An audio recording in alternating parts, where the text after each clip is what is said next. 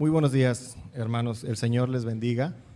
Vamos a empezar nosotros esta plática el día de hoy con un versículo que está en el Evangelio de Juan, capítulo 13, versículos 21 al 25, y quiero que lo veamos aquí, por favor. Dice: habiendo dicho Jesús esto, se conmovió en espíritu y declaró y dijo: de cierto os digo que uno de vosotros me va a entregar. Entonces los discípulos se miraban unos a otros, dudando de quién hablaba. Y uno de los discípulos, al cual Jesús amaba, estaba recostado al lado de Jesús. Entonces, recostado cerca del pecho de Jesús, le dijo: Señor, ¿quién es? Estamos viendo nosotros un preámbulo de aquel evento en el cual el Señor Jesucristo estaba anunciando que uno de los discípulos que habían pasado casi 3 años con Él en un entrenamiento intensivo, que habían presenciado milagros y que habían visto el poder de Dios por medio del Señor Jesucristo y los milagros que el Señor había hecho, lo iba a traicionar. Cuando el Señor Jesucristo dice esto, pues entra la duda en todos esos discípulos que lo siguieron, y entonces hacen señas para que uno de esos discípulos que estaba recostado en el pecho del Señor Jesucristo le preguntara quién era el que lo iba a traicionar. Ese discípulo que estaba recostado a un costado del Señor Jesucristo había sido una persona que tenía características y tenía cualidades especiales. Era una persona iracunda, era una persona ambiciosa, era una persona intolerable, era una persona que tenía falta de amor hacia su prójimo, y que el amor que sentía por el Señor Jesucristo fue transformado, fue renovándose conforme fueron pasando esos 3 años de ministerio. Entonces,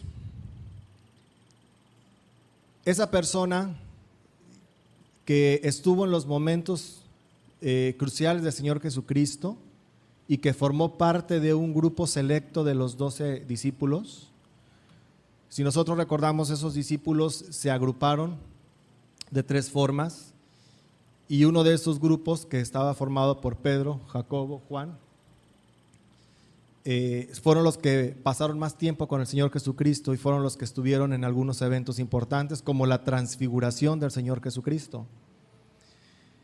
Ese discípulo que podemos nosotros ver que tenía muchas características similares a las de nosotros, aún todavía como hijos de Dios, iracundos, en algunas ocasiones egoístas, ególatras, soberbios. Llegó a transformarse de tal forma que se convirtió en el autor de uno de los 4 evangelios. Escribió aparte 3 epístolas y es uno de los apóstoles que se describe en la palabra de Dios, y se cree que fue de los más jóvenes y fue el último de los discípulos del Señor Jesús en morir. Y en su muerte, pues fue en sus últimos años, ya en su vejez, fue desterrado a una isla, viviendo en una cueva, durmiendo a lo mejor en un piso, y ahí recibió la visión del Señor Jesucristo, y esa visión permitió que escribiera este hermoso libro que se llama el Apocalipsis.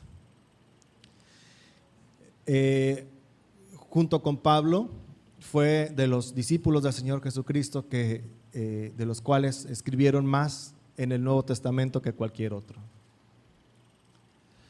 ¿Cuál era el sello distintivo de este discípulo del Señor?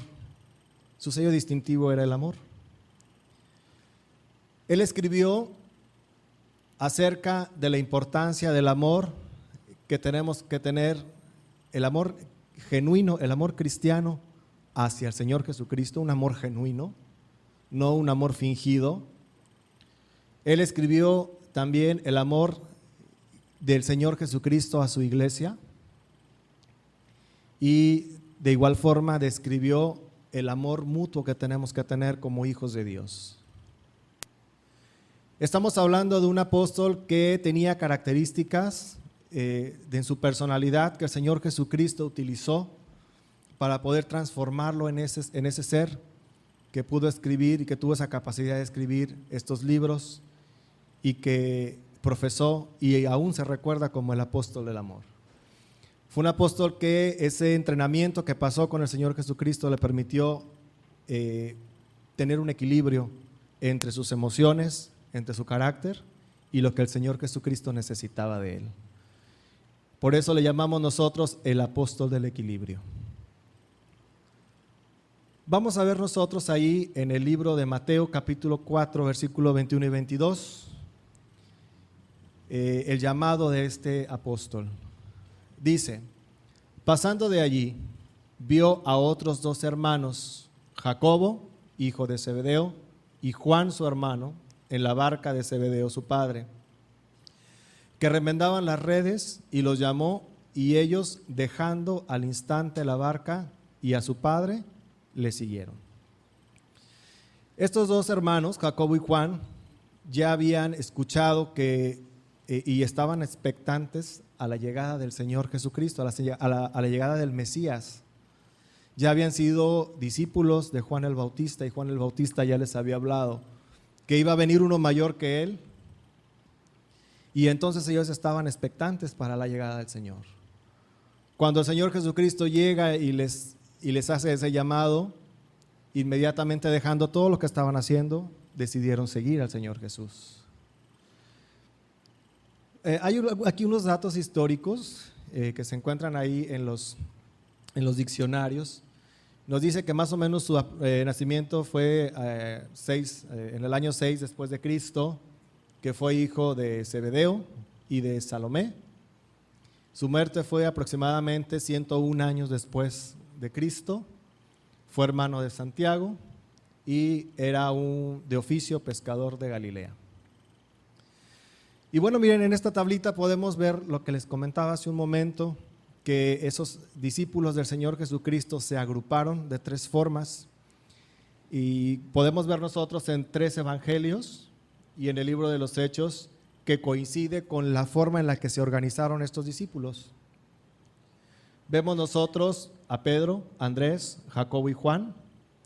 Igual en Marcos nos los describe así: Pedro, Jacobo, Juan, Andrés. En Lucas, Pedro, Andrés, Jacobo, Juan. Y en Hechos, Pedro, Jacobo, Juan y Andrés. Hay una coincidencia en la forma en la que se organizan estos discípulos en 3 grupos, y tiene un orden lógico, porque los discípulos que aparecen aquí en el primer grupo son probablemente los discípulos que pasaron más tiempo con el Señor Jesucristo y fueron los que tuvieron momentos importantes, vivieron momentos importantes con el Señor Jesucristo, como la transfiguración del Señor Jesús. Entonces Juan y Jacobo, hijos de Zebedeo, eran del grupo íntimo del Señor Jesucristo.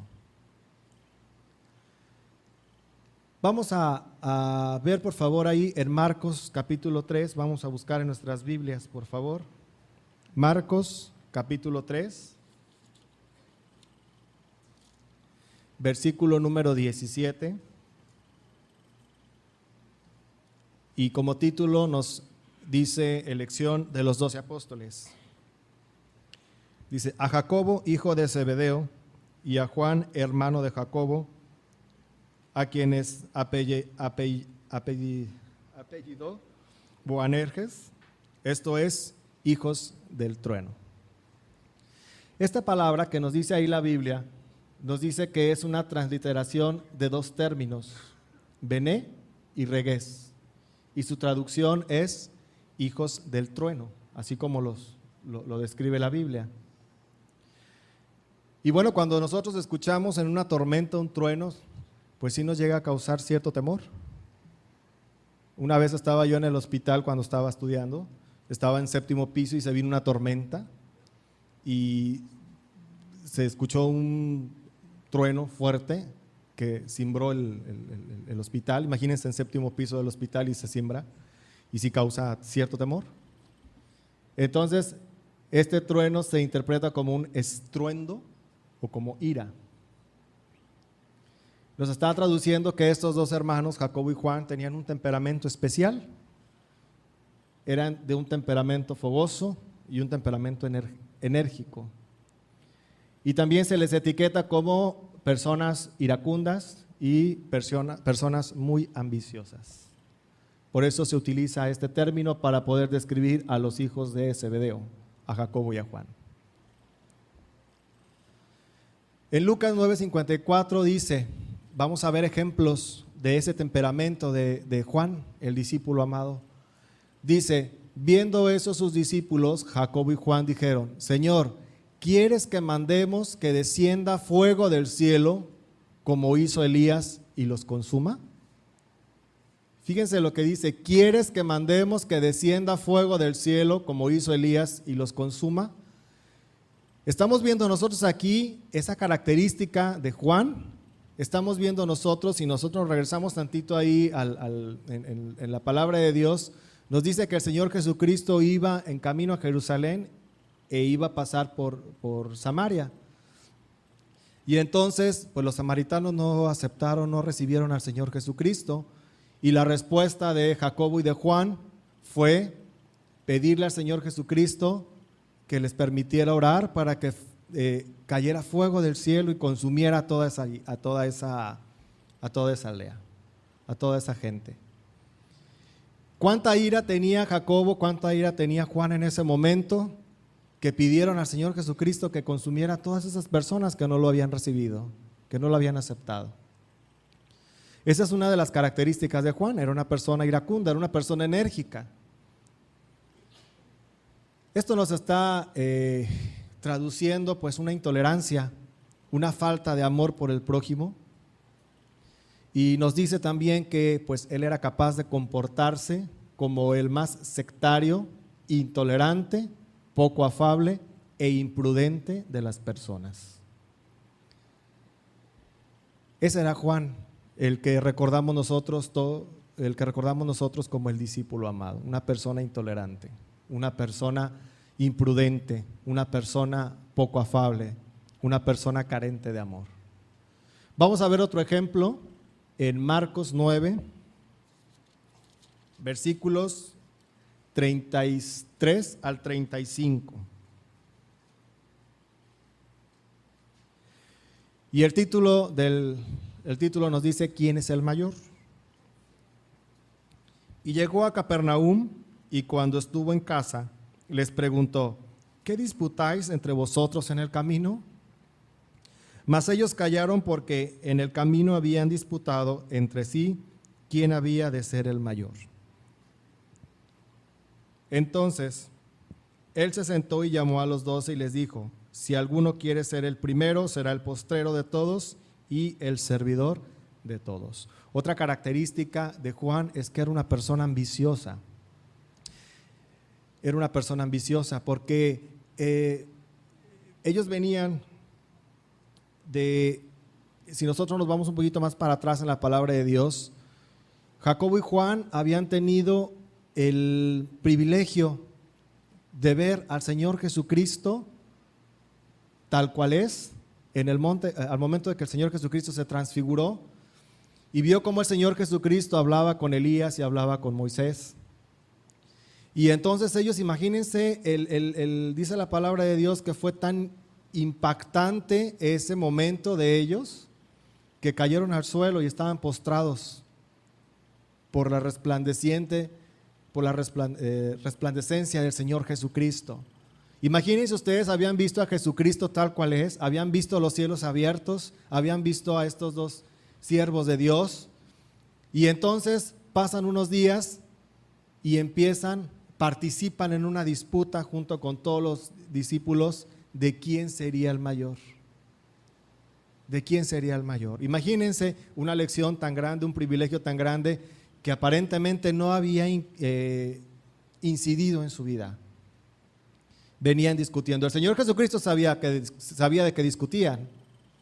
El Señor Jesucristo sabía qué es lo que estaban disputándose. Sin embargo, el Señor Jesús hizo la pregunta para que ellos mismos sintieran y para que ellos mismos sintieran cuál había sido su pecado.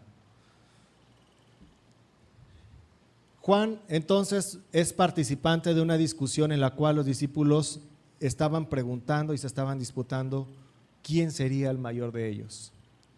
¿Qué estaba reflejando entonces? Estaba reflejando un celo y estaba reflejando una ambición.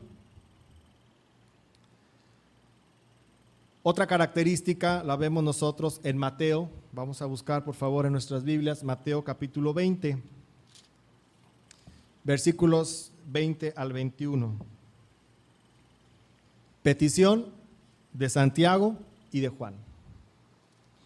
Entonces se le acercó la madre de los hijos de Zebedeo con sus hijos, y postrándose ante él y pidiéndole algo, él les dijo: ¿qué quieres?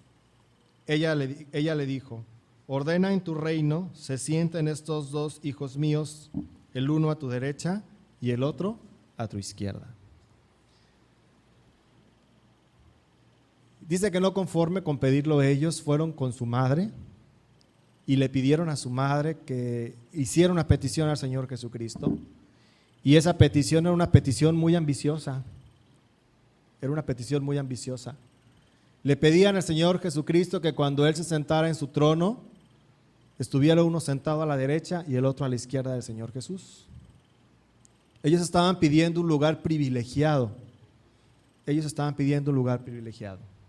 ¿Qué nos está traduciendo? Nos traduce un espíritu de ambición por parte de Juan y de Jacobo, y esa ambición era una ambición desmedida en sus aspiraciones personales. Entonces vemos nosotros algunas características de la personalidad de Juan. Vemos ahí en Marcos 3:17 que esa petición que hizo de pedir que descendiera fuego del cielo y consumiera a todos los samaritanos, nos está traduciendo que era un apóstol que tenía mucha energía, era un apóstol lleno de energía. En Marcos 9:38, cuando de los pocos versículos en los cuales Juan habla solo, porque generalmente cuando se describe Juan se describe cerca con el Señor Jesucristo o con Pedro o con su hermano. Uno de los pocos versículos en los cuales describe que él habló, estaba reprendiendo a una persona que estaba predicando al Señor Jesucristo, pero que no era parte del grupo de ellos.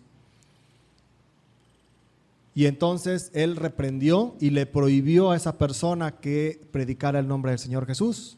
Estamos hablando nosotros entonces que era una persona que era intolerante. En Lucas 9:54, si lo queremos buscar, Lucas 9:54.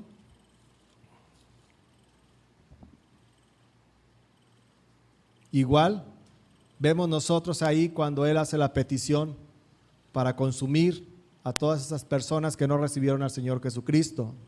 Nos está traduciendo que él era una persona vengativa. Y en Marcos 10:35-37 estaba pidiendo un lugar privilegiado porque su ambición personal era muy grande, y tanto que pidió a su propia madre que se lo fuera a pedir al Señor Jesús. Nos está traduciendo que era una persona ambiciosa. Fíjese, hermano, yo le voy a pedir un favor y lo tomo igual, y ya lo he estado retomando. Que vayamos nosotros poniendo palomita a las características de Juan que son comunes a nuestras características. Si aún seguimos siendo intolerantes, hermano, póngale una palomita.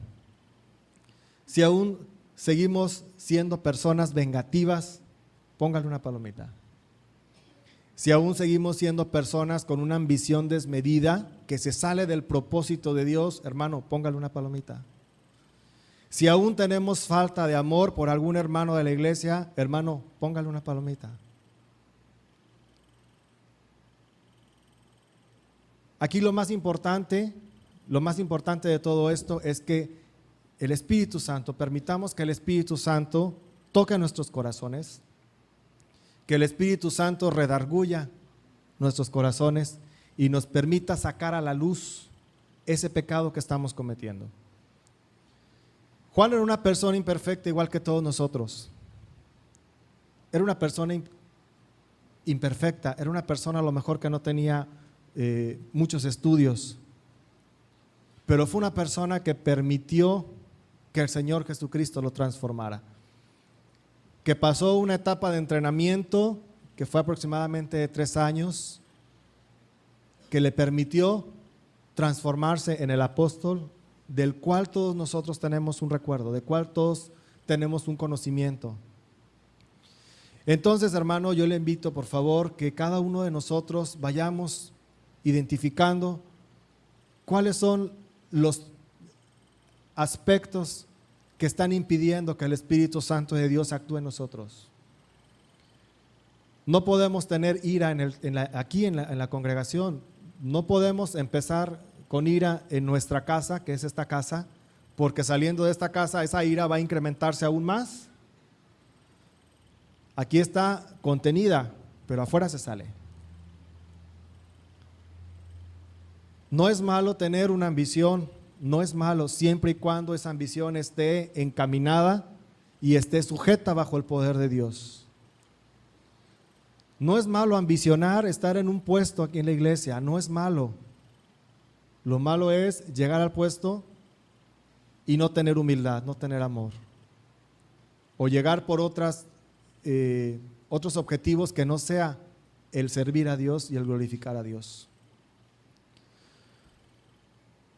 ¿Nos sentimos mal cuando escuchamos esto? Sí, yo me siento muy mal.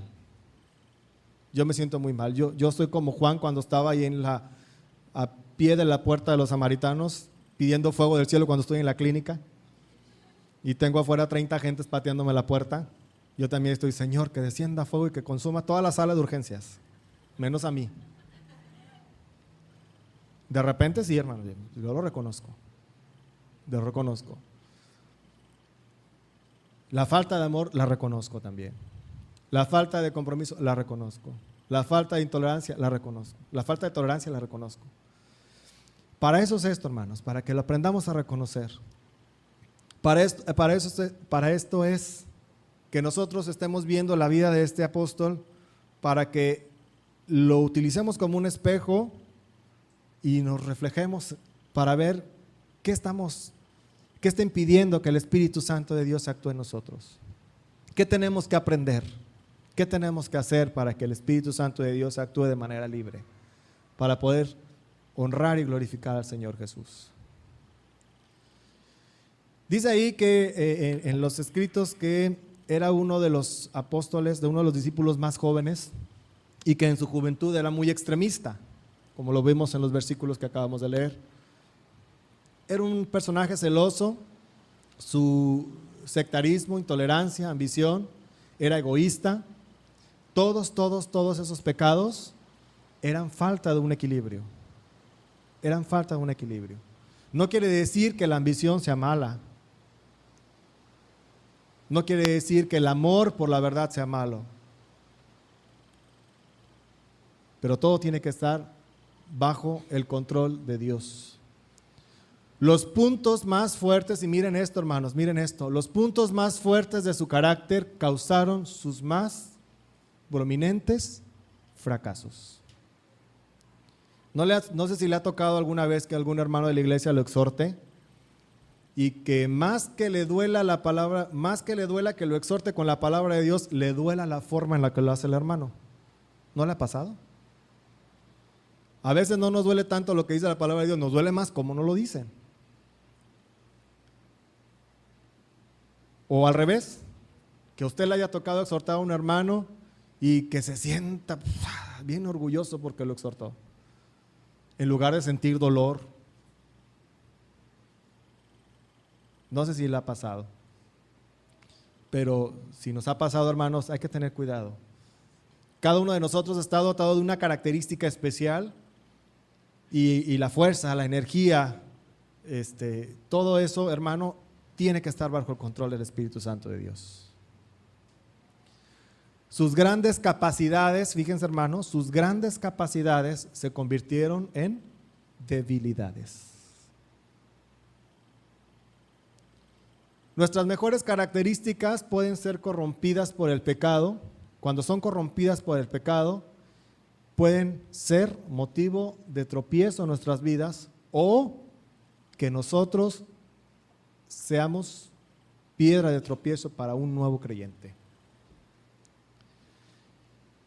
El celo que Juan sentía por la verdad debe de estar equilibrado por el amor a la gente. No es, si yo amo la palabra de Dios, si yo amo lo que dice aquí, si yo entiendo lo que dice aquí, no es para agarrar a bibliazos a la gente. No es para agarrar a bibliazos a la gente. Si yo amo lo que dice aquí, no es para agarrar a bibliazos a la gente, es para exhortar en amor a la gente. La ambición que tenemos nosotros tiene que estar equilibrada con humildad. ¿Saben por qué, hermanos? Porque si no, esa ambición se convierte en egolatría y entonces queremos quitar al Señor Jesucristo del primer lugar para sentarnos nosotros, y eso es un pecado. No es malo ambicionar, siempre y cuando esté bajo el poder y la gracia de Dios. Nuestra confianza debe de estar puesta en el Señor Jesucristo, no debe de ser confianza en nosotros mismos, porque entonces si nosotros confiamos en nosotros mismos, empezamos a desplazar al Señor Jesucristo. Esa confianza tiene que estar equilibrada con una completa dependencia a Dios. Entonces, esos 3 años le sirvieron a Juan. Esos 3 años le sirvieron a Juan para que aprendiera que la verdad, el amor por la verdad tenía que estar equilibrado con amor hacia el prójimo y hacia los demás. Si nosotros vamos a Juan capítulo 1,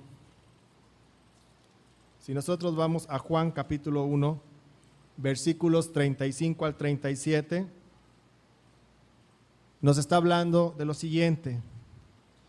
El siguiente día otra vez estaba Juan y 2 de sus discípulos, y mirando a Jesús que andaba por allí, dijo: He aquí el Cordero de Dios.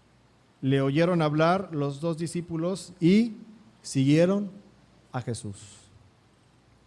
Recordamos nosotros entonces que Juan era discípulo de Juan el Bautista, que cuando el Señor Jesucristo hizo un llamado, inmediatamente dejaron lo que estaban haciendo y le siguieron, sin tener dudas de que era el Cordero de Dios. Él siguió al Señor Jesucristo porque estaba muy interesado por la verdad. Y tan es así, es esto cierto, que su amor por la verdad se hace evidente en que aproximadamente usa 25 veces la palabra en su evangelio, la palabra verdad, y 20 veces utiliza esta palabra en sus epístolas. Él era un apasionado por la verdad. Vamos a ver, hermanos, por favor, ahí en la tercera epístola de Juan, capítulo 4. Dice: No tengo yo mayor gozo que este, el oír que mis hijos andan en la verdad. Vean lo que pensaba Juan cuando veía a un creyente que no andaba en la verdad. Vamos a ver ahí primera de Juan 2:4.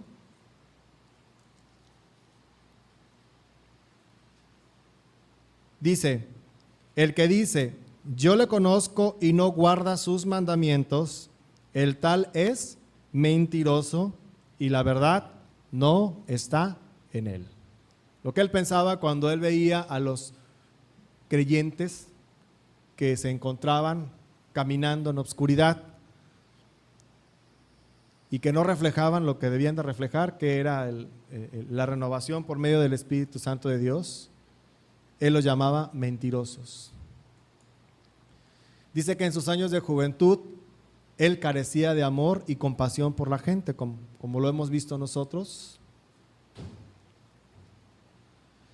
Vamos a buscar 2 versículos en los cuales vemos esa falta de equilibrio que hay entre la verdad y el amor. Marcos, capítulo 9, 38. Capítulo 9, versículo 38. Juan le respondió diciendo: Maestro, hemos visto a uno que en tu nombre echaba fuera demonios, pero él no nos sigue y se lo prohibimos porque no nos seguía. Ahí nos está reflejando una falta de amor por el prójimo, una falta de amor por un hermano en Cristo. Lucas 9, vamos a ver Lucas 9, versículo 54. Viendo esto sus discípulos, Jacobo y Juan, dijeron: Señor, ¿quieres que mandemos que descienda fuego del cielo como hizo Elías y los consuma? Vean ahí la falta de equilibrio entre el amor a la verdad y el amor hacia el prójimo. Juan exhibe intolerancia, elitismo y falta de amor genuino por las personas. Y algo bien interesante, nos está traduciendo la falta de amor hacia un hermano en la fe. Y aquí viene la lección del Señor Jesucristo. Vamos a buscar ahí en Marcos, por favor.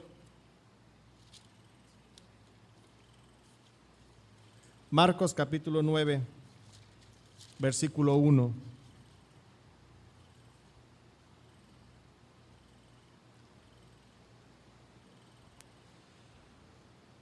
También les dijo: de cierto os digo que hay algunos de los que están aquí que no gustarán la muerte hasta que hayan visto el reino de Dios venido con poder.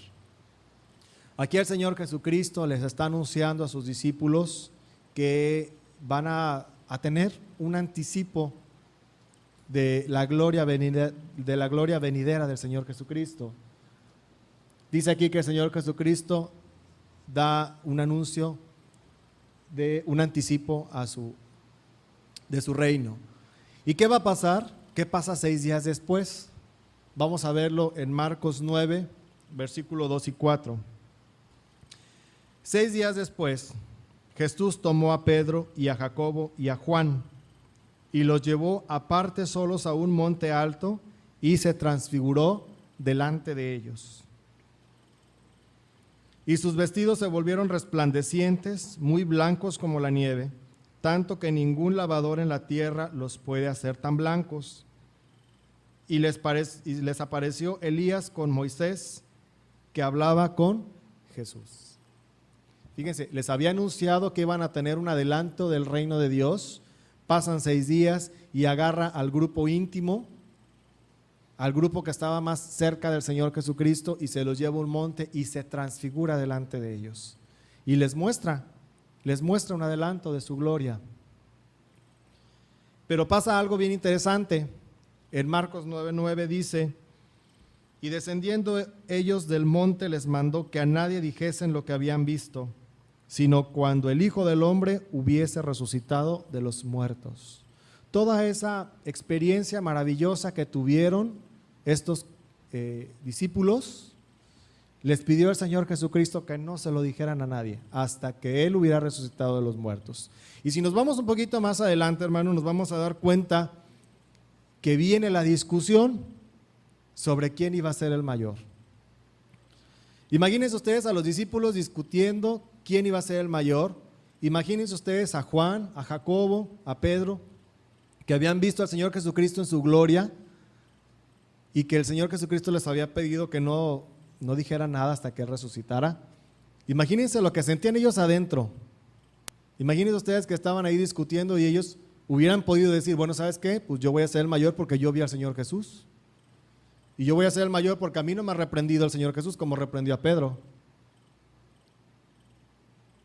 Imagínense ustedes lo que tuvo que tener él, lo que tuvieron que tener ellos para poder guardar silencio y en la discusión que tenían de quién era el mayor, no utilizar esto que habían visto como algo ventajoso para ellos ocupar un lugar privilegiado.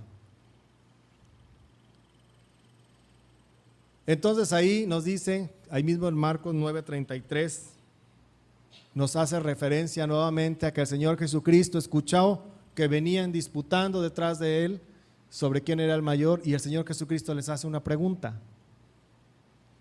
El Señor Jesucristo les pregunta: ¿qué disputáis? Dice ahí, debió de haber sido extremadamente difícil no poder usar esta experiencia que tuvieron a favor de ellos cuando estaban discutiendo.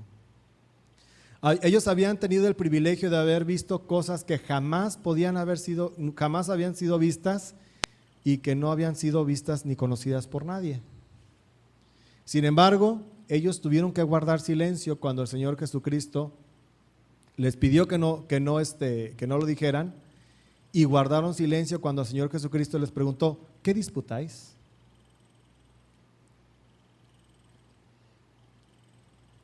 ¿Qué creen que sintieron? ¿Qué creen que sintió Juan al venir discutiendo con sus compañeros quién era el mayor, y de repente el Señor Jesucristo les pregunta: ¿qué disputáis? ¿Qué debió de haber sentido Juan? ¿Cómo se debió de haber sentido Juan? Y aquí viene la enseñanza del Señor Jesucristo. Si nosotros nos vamos a Marcos 9, 35 al 37. Entonces Él se sentó y llamó a los 12 y les dijo: si alguno quiere ser el primero, será postrero. Será el postrero de todos y el servidor de todos. Y tomó a un niño y lo puso en medio de ellos, y tomándole en sus brazos le dijo: el que reciba en mi nombre a un niño como este, me recibe a mí, y el que a mí me recibe, no me recibe a mí, sino al que me envió.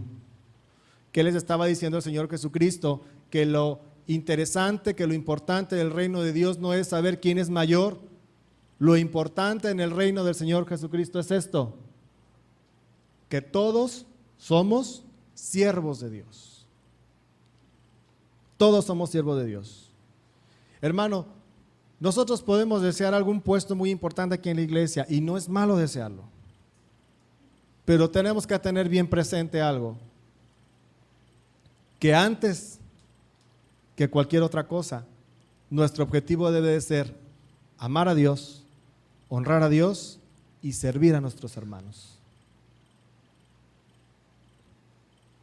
Ese debe de ser nuestro pensamiento. Si nosotros ambicionamos tener un puesto, a lo mejor aquí, debe de ser con ese objetivo de honrar a Dios. Si nosotros ambicionamos tener un puesto mayor en nuestro trabajo, debe de ser con un objetivo, hermano: honrar y servir a Dios. Dice ahí en 1 Corintios 13, 4 y 5, el amor no tiene envidia, el amor no es jactancioso, el amor no se envanece, no hace nada indebido, no busca lo suyo.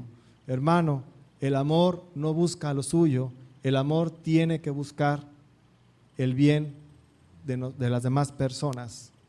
Si en realidad amamos a los hermanos, así tiene que ser el amor, hermano. Es una descripción del amor.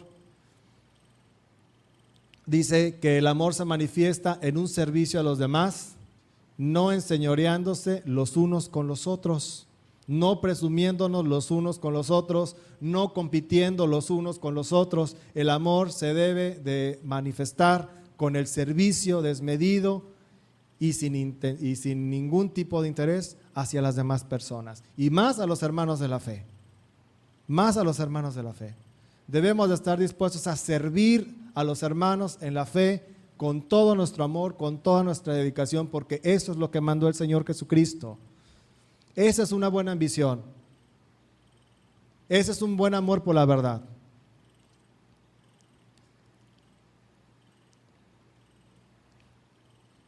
Esa pregunta del Señor Jesucristo pudo haber sido una reprimenda para todos, una llamada de atención para todos, y más para los que habían tenido el privilegio de haberlo visto en su gloria. Marcos 9:38 muestra una intolerancia de Juan, allá cuando estaban Juan reprendiendo a la persona que estaba predicando al Señor Jesucristo y que no lo seguía. Debió de haber sido una reprimenda muy grande que nos estaba traduciendo una estrechez de mente, una ambición, un deseo de tener solo él el privilegio de estar con el Señor y de no compartirlo con los demás. Eso, hermanos, esa cualidad de Juan se convirtió en un pecado.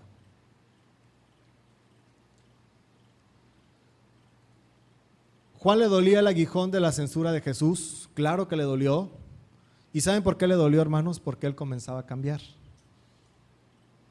Él empezaba a ver su propia falta de amor por la gente y él empezaba a ver que esa falta de amor era algo indeseable.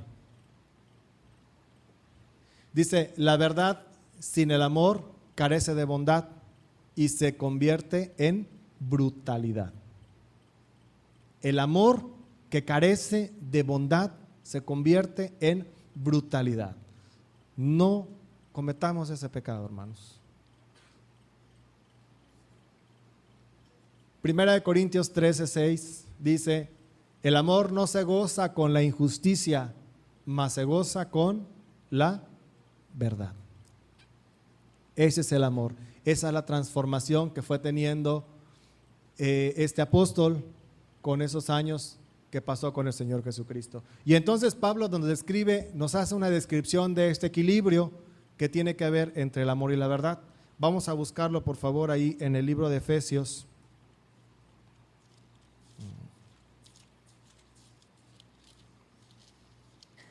Efesios capítulo 4, versículo 13.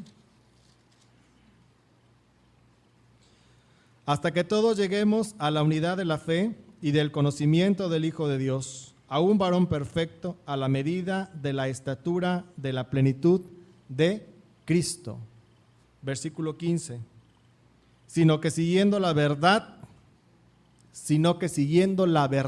en amor, crezcamos en todo aquel que es la cabeza, esto es Cristo. ¿Cuál debe ser la meta que tenemos que tener, hermanos? Llegar a la estatura del Señor Jesucristo, perseverar para llegar a la estatura del varón perfecto que es el Señor Jesús. Jesús es nuestro modelo de equilibrio entre verdad y amor. Y nos define la madurez espiritual que vamos a tener. Imagínense ustedes todas las cosas que el Señor Jesucristo recibió, cómo su pueblo lo rechazó y el Señor Jesucristo, a pesar de que lo habían rechazado, dio su vida en rescate de todos. Vamos a ver ahí en la segunda epístola de Juan algunos ejemplos de lo que nos traduce la renovación de Juan. Versículo 1 dice, el anciano, se está describiendo él, a la señora elegida y a sus hijos, a quienes yo amo en la verdad. Y no solo yo, sino también todos los que han conocido la verdad. Versículo 4, mucho me regocijé porque he hallado algunos de tus hijos andando en la verdad, conforme al mandamiento que recibimos del Padre. Y ahora te ruego, señora, no como escribiéndote un nuevo mandamiento, sino el que hemos tenido desde el principio, que nos amemos los unos a los otros. Vean ustedes lo que está escribiendo, ya no está pidiendo fuego del cielo, ni está pidiendo, regañando a la gente que está predicando al Señor Jesús y que no es parte de Él. Ya no está pidiendo eso, ya está hablando del amor, ya está hablando de una exhortación en amor. Sin embargo, el amor genuino no es un sentimiento meloso que descuida la verdad y que lo tolera todo. Mucho cuidado con eso. Versículos del 7 al 11. Porque muchos engañadores han salido por el mundo que no confiesan que Jesucristo ha venido en carne. Quien esto hace es engañador y el anticristo. Mirad por vosotros mismos para que no perdáis el fruto de vuestro trabajo, sino que recibáis galardón completo. Cualquiera que se extravía y no persevera en la doctrina de Cristo, no tiene a Dios. El que persevera en esta doctrina de Cristo, este sí tiene al Padre y al Hijo. Si alguno viene a vosotros y no trae esta doctrina, no le recibáis en casa, ni le digáis bienvenido. Porque el que le dice bienvenido participa en sus malas obras. Vean ustedes lo que está pidiendo este apóstol. Dice que nuestra bendición a los enemigos no llegue a animarlos y ayudar a todos esos falsos maestros y esos falsos apóstoles que corrompen el evangelio, para animarlos a que sigan teniendo y que sigan en el error. ¿Sí? Debemos de bendecirlos, como dice la palabra de Dios ahí en Lucas: amar a nuestros enemigos, bendecir a los que os maldicen, etcétera, etcétera. Eso es lo que debemos de hacer, y lo tenemos que hacer en amor. Número 2 dice: aprendió también el equilibrio entre la ambición y la humildad. En su juventud, Juan, vemos que tuvo planes ambiciosos, muy ambiciosos. Sin embargo, podemos ver nosotros que una ambición sin humildad se convierte en egoísmo e incluso un delirio de grandeza. Vamos a recordar, dice Marcos 10, 35, 37, dice que se le hizo a Jesús una petición muy especial, que les pedía al Señor Jesucristo que se sentara uno a la derecha y otro a la izquierda, cuando el Señor Jesucristo les acababa de hablar acerca de la importancia de la humildad. Entonces vean ustedes, el Señor Jesucristo les da una lección y aparentemente no logran captar lo que el Señor Jesucristo dice. Y bueno, también nos dice ahí que este favor lo buscaron de manera secreta, aunque más adelante los apóstoles, los discípulos, se dieron cuenta que ellos habían hecho esta petición al Señor Jesús. Es una tremenda falta de humildad esto que estaban pidiendo ellos. Sin embargo, el Señor Jesucristo no les reprendió. Su error estuvo en desear obtener la posición más que ser dignos de tal posición. ¿Usted cree, hermano, que es malo ambicionar estar en la presencia del Señor? ¿Usted cree que es malo ambicionar estar en la presencia del Señor? La respuesta es no. Sin embargo, tenemos que ser dignos de estar ante la presencia de Dios. Dice que Jesús lo dejó muy claro. Vamos a buscarlo ahí en Marcos, por favor.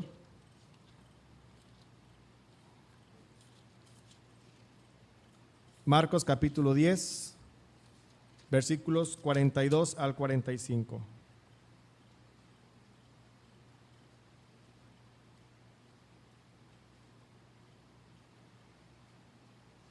Marcos 10, 42 al 45. Mas Jesús llamándolos dijo: ¿sabéis que los que son tenidos por gobernantes de las naciones se enseñorean de ellas, y sus grandes ejercen sobre ellas potestad? Pero no será así entre vosotros, sino el que quiera hacerse grande entre vosotros será vuestro servidor. Y el que de vosotros quiera ser el primero será siervo de todos, porque el Hijo del Hombre no vino a ser servido, sino para servir y dar su vida en rescate de muchos. Dice también la palabra de Dios: cualquiera que se enaltece será humillado. Viene la segunda lección del Señor Jesucristo para Juan. Dice ahí 3 años con Jesús, y la verdad sobre la humildad penetró muy poco en sus conciencias. ¿Saben por qué? Porque cuando el Señor Jesucristo, la noche que iba a ser entregado, recordamos nosotros que cuando llegaron al lugar donde iban a tomar la Santa Cena, ¿qué hizo el Señor Jesucristo? El Señor Jesucristo lavó los pies. ¿Y quién de los apóstoles, quién de los discípulos se levantó a lavar los pies? Nadie. El Señor Jesucristo le da una segunda lección. Ninguno de los discípulos tuvieron la humildad de levantarse y hacer el lavado de pies. ¿Y saben qué? Esa fue una lección para Juan. Juan aprendió, porque en su evangelio, cuando escribió su evangelio, no menciona su nombre para enaltecerse a él. Siempre le da la gloria al Señor Jesús, siempre habla para honrar al Señor Jesucristo. Y lo vemos en ejemplos. Miren, Juan 13, 23, y uno de los discípulos, el cual Jesús amaba, estaba recostado al lado de Jesús. No dice Juan. Juan 22, entonces corrió y fue a Simón Pedro y al otro discípulo, aquel al que amaba Jesús. No dice Juan. Juan 21, 7, entonces aquel discípulo a quien Jesús amaba dijo a Pedro. No menciona su nombre. Juan 21, 20, volviéndose Pedro vio que le seguía el discípulo a quien amaba Jesús. Nuevamente no menciona su nombre. Él aprendió esa lección, hermanos. Él aprendió la humildad. Y lo vemos en los escritos cuando se refiere y dice hijitos, se refiere a los hermanos y les dice hijitos, les dice amados. Él mismo se incluye en su epístola y en el libro de Apocalipsis como un hermano e hijo de Dios y como un copartícipe en la tribulación, en el reino y en la paciencia de Jesucristo. Dice que él se volvió más tierno, sin embargo, siguió siendo valiente, confiado, decidido y apasionado.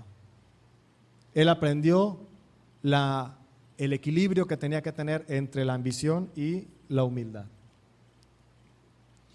Y por último, él aprendió también una lección muy importante, un equilibrio que tenía que haber entre el sufrimiento y la gloria. Definitivamente Juan tenía sed de gloria, pero él tenía una aversión al sufrimiento. Vamos a buscar Marcos capítulo 14.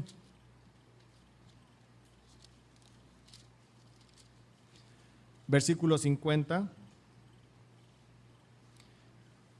Entonces todos los discípulos, dejándole, huyeron.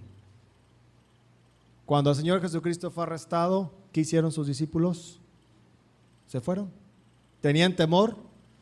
Incluso después de que crucificaron al Señor Jesucristo, ¿cómo estaban todos ellos? Estaban encerrados porque tenían temor. Él tenía sed de gloria, pero no quería sufrir. Él atesoró la promesa de Jesús de que compartiría su gloria. Si deseamos participar de la gloria celestial, tenemos que estar dispuestos también a compartir los sufrimientos. Dice la palabra de Dios en Filipenses 3:10, a fin de conocerle y el poder de su resurrección y la participación de sus padecimientos, llegando a ser semejante a él en su muerte. Tenemos, hermanos, que aprender que tenemos que sufrir, porque para eso hemos venido. Por medio de esos sufrimientos, ser participantes de los sufrimientos para ser dignos del Señor Jesucristo y saber que nuestra dependencia solamente es de Él. Romanos 8:17, nosotros somos herederos de Dios y coherederos con Cristo, y si es que padecemos juntamente con Él, para que juntamente con Él seamos glorificados. Mateo 16:24-25, si alguno quiere venir en pos de mí, niéguese a sí mismo y tome su cruz y sígame. Duele los que tenemos células, de repente ser los mismos. De repente estar el siervo y el anfitrión y no hay gente. Duele. Duele que se burlen en el trabajo de ti porque estás escuchando música cristiana. Duele que te insulten cuando tú haces un favor a una persona. Duele. Primera de Pedro 1:6-7, en lo cual vosotros os alegráis, aunque ahora por un poco de tiempo, si es necesario, tengáis que ser afligidos en diversas pruebas, para que sometida a prueba vuestra fe sea hallada en alabanza, gloria y honra cuando sea manifestado Jesucristo. Romanos 8:18, Pues tengo yo por cierto que las aflicciones del tiempo presente no son comparables con la gloria venidera que en nosotros ha de manifestarse.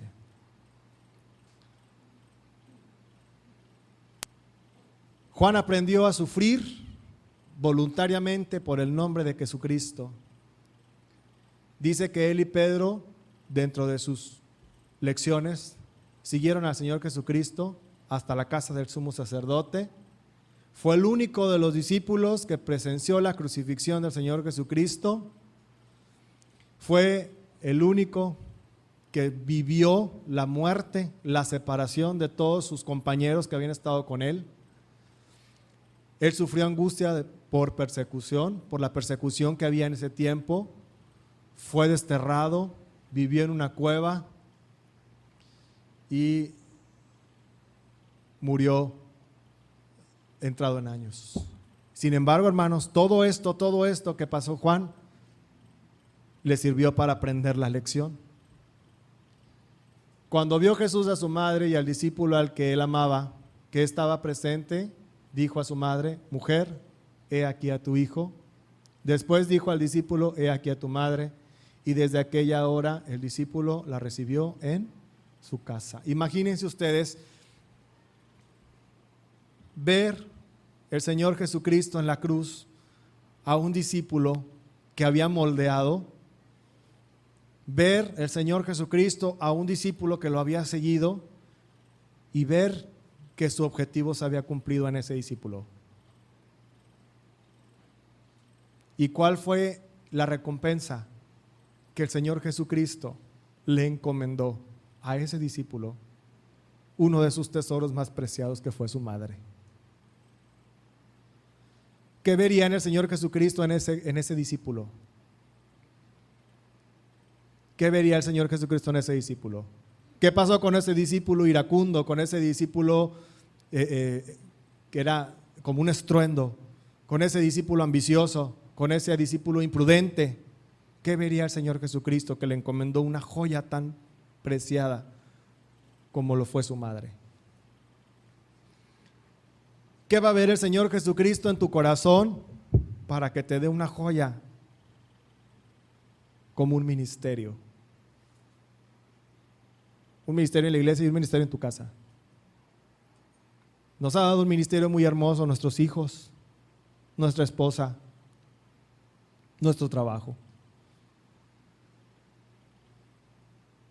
¿Qué va a ver el Señor Jesucristo en tu corazón después de todo lo que te está poniendo para que transformes ese corazón? ¿Qué va a ver el Señor Jesucristo para decir: te voy a dar esta joya a ti?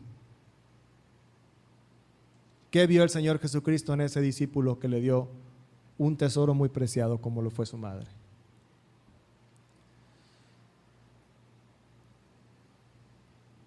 Qué hermoso sería, hermanos, que en cada uno de nosotros existiera ese equilibrio y pudiéramos estar nosotros centrados en años y pudiéramos tener presente estas palabras en nuestros corazones. Así como lo decía Juan: queridos hijos, ámense los unos a los otros. Dice que ya no predicaba nada, que ya no compartía nada, que lo único que decía Juan, ya así viejito, anciano, era: queridos hijos, ámense los unos a los otros. Dice que lo llevaban cargado al templo y que lo único que decía y que repetía era eso: ámense los unos a los otros. Yo les voy a pedir, hermanos, que nos pongamos todos en pie.